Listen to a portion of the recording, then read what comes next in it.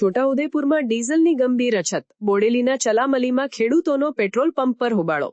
છોટાઉદેપુર જિલ્લામાં ફરી એકવાર ખેડૂતો માટે ડીઝલ મેળવવું મુશ્કેલ બન્યું છે. પેટ્રોલ અને ડીઝલની અછત વચ્ચે ખેડૂતો રાતભર પેટ્રોલ પંપો પર લાઇનમાં ઊભા રહેવા મજબૂર બન્યા છે.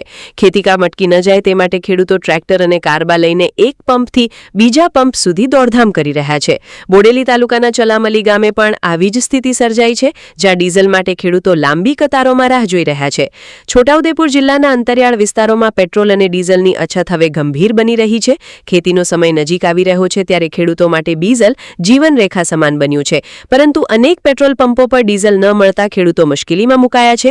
કોઈ ટ્રેક્ટર લઈને તો કોઈ કારબા લઈને ડીઝલ મેળવવાની આશામાં કલાકો સુધી પંપ પર રાહ જોઈ રહ્યા છે. એક પંપ પર ડીઝલ ન મળે તો બીજા પંપ તરફ દોડધામ કરવાની ફરજ પડી રહી છે. બોડેલી તાલુકાના ચલામલી ગામે આવેલા પેટ્રોલ પંપ પર ખેડૂતોની લાંબી કતારો જોવા મળી. ખેડૂતોના કહેવા મુજબ પંપ પર પૂરતું ડીઝલ હોવા છતાં તેમને ડીઝલ આપવામાં આવતું નથી.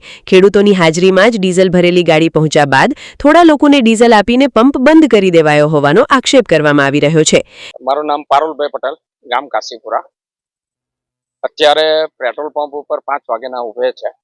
મારી સાથે 150 થી 200 ખેડૂત છે. ટ્રેક્ટરો અને પોતાના કેન લઈને કારબા લઈને જ આવેલા છે. કલાક આપીને બંધ થઈ ગયું, બરાબર ને?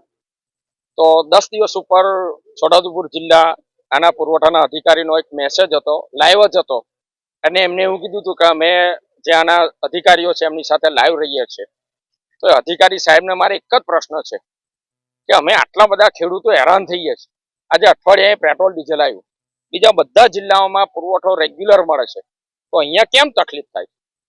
આજે ખેડૂતો હેરાન થઈ ગયા, બરાબર ને? ખેતીમાં અમારે ફક્ત સાહેબ આ 20 થી 25 દિવસની જરૂર છે ડીઝલ, પછી કઈ બહુ વાંધો નથી.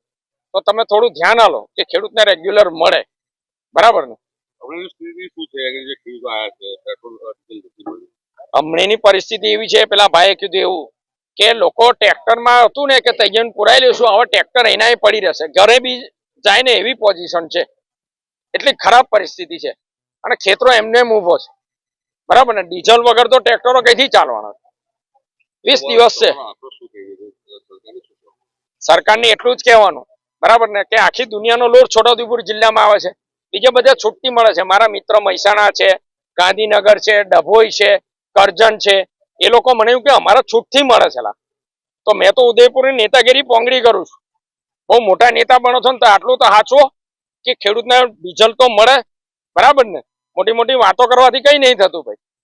મારે આટલું જ કેવું છે, ધ્યાન આપો ભાઈ, બરાબર ને? અત્યારે 5 વાગ્યાથી અમે અહીંયા પેટ્રોલ પંપ ઉપર છે. અમારા ખેડૂતોની એક જ માંગણી છે કે ભાઈ ગમે તે કરો, અમને ડીઝલ આપો. હવે સરકારને ખબર જ છે કે 15 થી 20 દિવસની અંદર નવી સિઝન ચાલુ થશે, વરસાદ ચાલુ થઈ જશે. એ પહેલા અમારે ખેતર તો તૈયાર કરવા જ પડશે.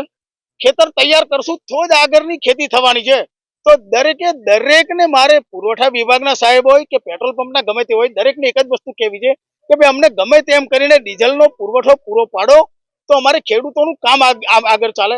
આજે 5 વાગ્યાથી ખેડૂત અહીંયા બેઠો છે, ઘેરથી ક્યારનો નીકળ્યો હોય, 5 વાગ્યાથી અહીંયા છે. આ 10, 10, 10:30 થવા આવ્યા છે. હજુ પરિસ્થિતિ એવાને એવી છે, કોને ખાધું નથી ખાધું કઈ ખબર નથી. દરેક ખેડૂતની પરિસ્થિતિ આ છે.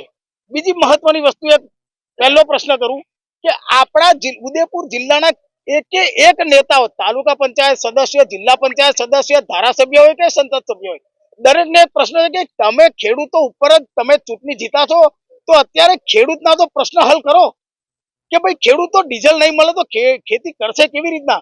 અને તમે કાલ ઉડીને એવું કહો છો કે ભાઈ અમારે બાકીના બધા સાચવવાના, કે ભાઈ રેતીની લીઝો વાળા આવે કે કન્સ્ટ્રક્શન વાળા, એમને તમે પેટ્રોલ ડીઝલ આપો છો.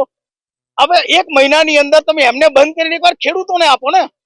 અરે ખેડૂત તમને મહિનો કામગીરી કરશે તો જ નવી ખેતી થશે. હવે ખેતીની અંદર જૂની વેનો ઉભેલી છે કે દિવેલા ઉભેલા છે, તુવેર ઉભેલી છે, એ ખેતર સાફ નહીં કરતો ખેડૂત ખેતી કરશે કેવી રીતના? અમારો એક જ પ્રશ્ન છે કે ભાઈ ગમે તેમ કરીને અમને ખેડૂતોને ડીઝલ પૂરું પાડો. ખેતી આધારિત છોટાઉદેપુર જિલ્લામાં ડીઝલની અછત હવે ખેડૂતો માટે મોટી ચિંતા બની રહી છે.